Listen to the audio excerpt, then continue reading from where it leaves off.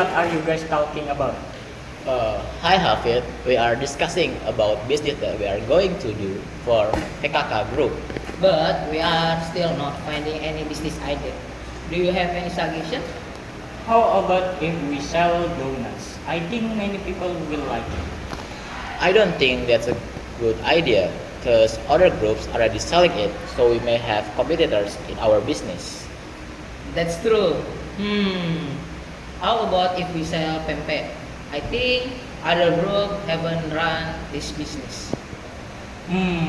But is it hard to run that business? We don't have any experience with making pen. Well, for that you don't need to be worried because my mom is from Palembang, so she could help us to make it. Really?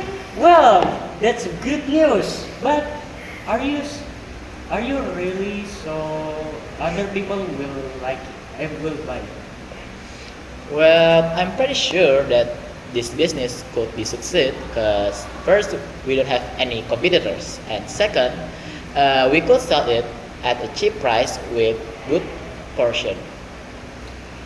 Well, if you say so, I agree that run to business.